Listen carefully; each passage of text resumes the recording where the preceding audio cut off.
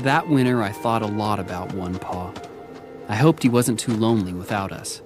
But Mom said, knowing One Paw, he would make new friends in no time. I guess she was probably right.